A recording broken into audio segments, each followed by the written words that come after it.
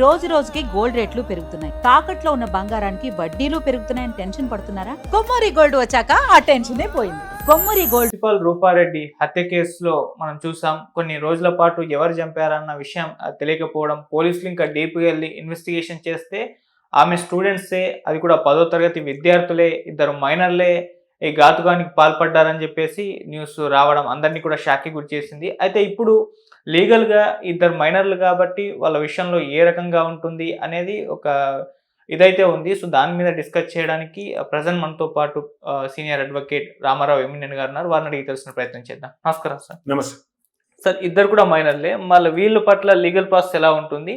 And మీరు కూడా వీళ్ళు లీగల్ అంటే వీళ్ళు మైనర్లు కాకుండా మేజర్లుగా వీళ్ళపైన విచారణ జరిపించాలని ఏదో పెట్టారని చెప్పేసి కూడా విన్నాం. ఏంటి సార్ అది? అయితే గతంలో మనం చూసుకున్నట్టయితే కొన్ని సమయాలలో ఇప్పుడు జువెనైల్ జస్టిస్ యాక్ట్ అనేది వాస్తవానికి ఒక అడాలసెంట్ కాబోతున్న ఒక చిన్న జువెనైల్ అంటే ఒక యుక్త వయస్సులో ఉన్న బాలుడు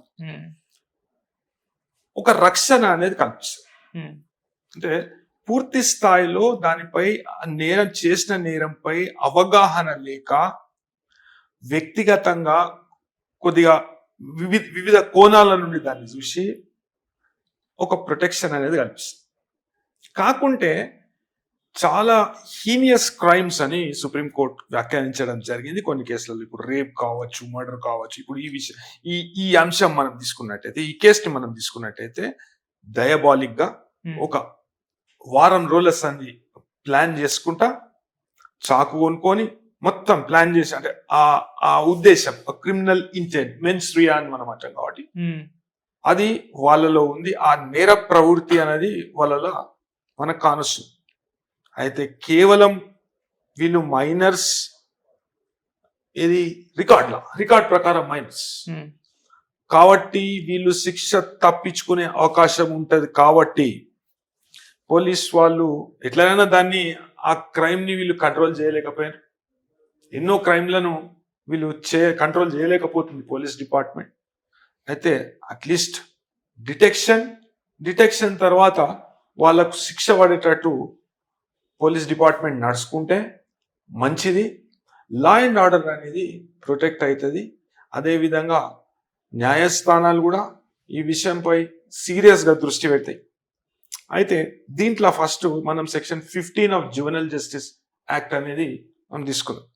దానిలో 16 సంవత్సరాలు కానీ 16 సంవత్సరాలు నిండి 18 సంవత్సరాల లోపట ఉంటే వాన్ని మైనర్గా కాక ఇప్పుడు అమలులో ఉన్న చట్టాల ప్రకారమే ట్రయల్ చేయాలని ఉంటుంది. అయితే దీనికి పరీక్ష దేనిలో చేస్తారంటే సెక్షన్ 94లో పరీక్ష చేస్తారు. అయితే కోర్టు అనుమతితో ఒక బోర్డు అనేది కాన్స్టిట్యూట్ చేయడం జరుగుతుంది. దానిలో మానసిక శాస్త్రానికి సంబంధించి నిపుణులు ఉంటారు. అదే విధంగా చైల్డ్ సైకాలజీకి సంబంధించిన నిపుణులు ఉంటారు. క్రిమినాలజీకి సంబంధించిన నిపుణులు ఉంటారు. అదే విధంగా ఇటువంటి సమయాలలో ఏం చేయాలి అనే న్యాయ సూత్రాలను పాటించి ఆ న్యాయ సూత్రాలకు అనుగుణంగా, లేకుంటే గతంలో ఇచ్చిన తీర్పులకు అనుగుణంగా వాన్ని మైనరా మేజరా అనేది గుర్తించడం జరుగుతుంది. అయితే దీనిలో ప్రధానమైన విషయం ఏంటంటే మెడికల్ సైన్స్.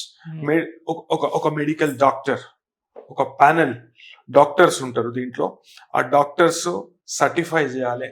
అయితే కొన్ని సమయాలలో మనకి ఏమవుతుందంటే ఈ రికార్డులు ఏవైతే స్కూల్ రికార్డ్ కావచ్చు, దానికంటే ముందున్న రికార్డు కావచ్చు, లేకుంటే ఏదైనా ఐడెంటిఫికేషన్ రికార్డ్ కావచ్చు, మైనరా మేజరా అని గుర్తించడానికి దానిలో కొద్దిగా తప్పులు దొరికే అవకాశం ఉంటుంది, లేకుంటే ఆ రికార్డ్స్ ని మ్యానిపులేట్ చేసే అవకాశం ఉంటుంది. కాబట్టి మెడికల్ బోర్డ్ అనేది వాళ్ళు కాన్స్టిట్యూట్ చేస్తారు.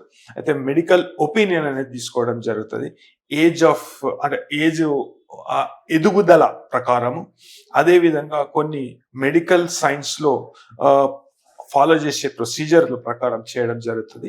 అయితే దీన్ని కూడా ఈ అంశంలో సర్టిఫికెట్లను కూడా కొన్ని సమయాలలో పరిగణలోకి తీసుకోకుండా పూర్తి శాతం మెడికల్ ఎవిడెన్స్ పైన డిపెండ్ అయ్యే అవకాశం ఉంటుంది. ఇప్పుడు మనం ఈ కేసులో చూసినట్టయితే పూర్తిగా వాళ్ళు ప్రిపేర్ అయి ఒక లూటి చేద్దాము, లూటి చేసి అంటే ఎప్పుడు ఈమె తన పైసలు ఉంటాయి, ఆమె ఏడ పెడుతుంది పైసలు, అలా ఇంట్లోకి ఎట్లా దుంకాలి, అదే విధంగా ఆమెని అడ్డం అంటే పైసలు తీసుకుపోతుంటే ఆమె అడ్డం వస్తే ఎట్లా చంపాలి, ఏ తారీఖు నాడు అంటే ఏ దినం నాడు అందరు ఫీజులు కడతారు, ఇవన్నీ అబ్జర్వ్ చేసి ఒక కరడుగట్టిన నేరస్తులుగా అంటే నేరస్తులు ఎట్లయితే ప్లాన్ చేస్తారో అట్లా ప్లాన్ చేసుకుంటారు. కాబట్టి పోలీస్ దీనిలో అప్రమత్తతో ఉండి పూర్తి స్థాయిలో వీడు 16 ఏళ్ళు కాకుంటే 16 ఏళ్ళ పైననే ఉండు, అంత మెచ్యూరిటీ క్రైమ్ చేసేటప్పుడు అంత మెచ్యూరిటీ అనేది అంత డయాబాలిక్ గా చేసే ఆలోచన విధానం కావచ్చు, ఒక అడల్ట్ పర్సన్ కి ఉంటది. కొన్ని సమయాలలో for the purpose of trial 18 years లోపట ఉన్నా గానీ వారిని మేజర్ గానే పరిగణించడం జరుగుతుంది. ఈ విషయంలో పోలీస్ వాళ్ళు పూర్తి శ్రద్ధ పెట్టి ముందుగానే ఇటువంటి ఎవిడెన్స్ తారుమారు కాకుండా, ఎందుకంటే జువెనైల్ జస్టిస్ బోర్డ్ లా జనరల్ గా ఏమైతుంది అంటే బాస్టల్ స్కూల్ కి పంపించడం జరుగుతుంది. అయితే నార్మల్ గా ఎవరైనా క్లెయిమ్ చేస్తే ఎంత పెద్ద క్రైమ్ అని కావచ్చు, ఎవరైనా తల్లిదండ్రులు వాళ్ళు ఇట్లా క్లెయిమ్ చేస్తే మేము పూర్తి స్థాయిలో వీడిని నేరం చేయకుండా చూసుకుంటాము ఇది అదని చెప్పి, అప్పటి వరకు వాడు మైనరే కాబట్టి ఇది మొదటి కేసుగా పోలీస్ వాళ్ళు దీంట్లో అంటే నేను అభ్యర్థిస్తున్నాను, ఇంత దారుణమైన క్రైమ్ లా వీళ్ళు తప్పించుకోనికి వీలు లేదు. అయితే దీనిలో ఏంటంటే పోలీస్ వాళ్ళు అంత లోపట్నే ఈ ప్రక్రియ మొత్తం కంప్లీట్ చేసి వీళ్ళు నా అంచనా ప్రకారం వీళ్ళు 16 ఏళ్ళు పైబడే ఉంటారు, దానికంటే తక్కువైతే ఉండరు. మేబీ ఒకటి 2 క్లాసులలో ఇటు అటు అయి వాళ్ళ శారీరక దారుఢ్యం వాళ్ళ ఫోటోలు చూస్తే కూడా 16 ఏళ్ళ పైననే కనబడుతున్నారు. కాబట్టి పూర్తిగా వీళ్ళను ఒక any other normal person adult కి ఎట్లా ట్రయల్ చేస్తారో అదే విధంగా ట్రయల్ చేయాలి. లేకుంటే చట్టంలో ఉన్న లొసుగులను ఆధారంగా చేసుకొని వీళ్ళు శిక్షను తప్పించుకునే ఆలోచన చేస్తారు. ఆ ఆలోచన చేయకుండా ముందుగానే చేసి పెడితే పూర్తి శాతం వీళ్ళకు శిక్ష పడే అవకాశాలు ఎక్కువ ఉంటాయి. అదే విధంగా కోర్టులలో కూడా వీళ్ళను అంత జల్దీ బెయిల్ రాకుండా, లేకుంటే వాళ్ళ తల్లిదండ్రులకు లేకుంటే ఇంకెవరైనా కేర్ టేకర్స్ మనం తీసుకుంటామని వచ్చేటప్పుడు వాళ్ళని ఇడిచిపెట్టకుండా అనేది ఒక అడ్డమవుతుంది ప్రక్రియ. ఈ ప్రక్రియను వెంటనే జరిపించి దీనిలో పూర్తిగా ఇంకా వేరే వాళ్ళ పాత్ర ఏముంది, అదే విధంగా వీళ్ళు ఎట్లా డయాబాలిక్ గా ప్లాన్ చేసిండ్రు అనేది మొత్తము పోలీసు వాళ్ళు అసర్టైన్ చేసి వాళ్ళకు శిక్ష పడేటట్టు ఇమీడియట్ చూడాలి. అదే విధంగా ఒకవేళ ఇలా సర్టిఫికెట్లపై అనుమానం ఉంటే ఫిజికల్ టెస్ట్ కూడా చేపించడం జరుగుతుంది. ఫిజికల్ ఎంత తొందరగా అయితే అంత తొందరగా న్యాయమూర్తి గారిని కలిసి న్యాయ సలహా తీసుకొని పిపి గారి ద్వారా ఈ పిటిషన్స్ వేయించి వాళ్ళను ఫస్ట్ ఒక జువెనైల్ జస్టిస్ మెడికల్ బోర్డ్ అనేది ఒకటి కాన్స్టిట్యూట్ చేసి సెక్షన్ 94 లో కాన్స్టిట్యూట్ చేసి ఇమ్మీడియట్లీ దాన్ని అసర్టైన్ చేసినాక వాళ్ళకు బెయిల్ రాకుండా ఏ విధంగానైతే అడల్ట్స్ కి ఏ విధంగా ట్రయల్ అవుతుందో ఆ విధంగా వాళ్ళని జరిపించి పూర్తి శాతం బాధితులకు న్యాయం చేయవలసిందిగా నేను ప్రార్థిస్తున్నాను. సార్, ఇక్కడ మైనర్ అయితే వాళ్ళకి ఏ రకం అంటే జువెనైల్ కు పంపిస్తారు కదా, సో ఎన్ని సంవత్సరాల పాటు ఉంటారు? ఒకవేళ మేజర్లు మీరు అన్నట్టు ఆ ప్రాసెస్ ఉంటే ఎటువంటి శిక్షలు పడతాయి సార్? అదే మొన్న ఉత్తరప్రదేశ్ లో ఒక కేసు జరిగింది. దాంట్లో కూడా జువెనైల్ జస్టిస్ యాక్ట్ ని అంటే దాంట్లో కొద్దిగా 16 years ప్లస్ 16 years ప్లస్ అయింది.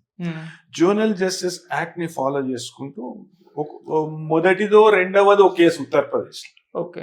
అయితే అదే నమూనాగా అయితే 18 నిండే వరకు వాడిని బాస్టల్ స్కూల్లో పెట్టి దాని తర్వాత జీవిత ఖైదు అనుభవించే విధంగా జడ్జి గారు తీర్పు చెప్పడం జరిగింది. అదే ప్రిన్సిపల్, అదే న్యాయ సూత్రం దీనిలో అప్లై చేయాలి.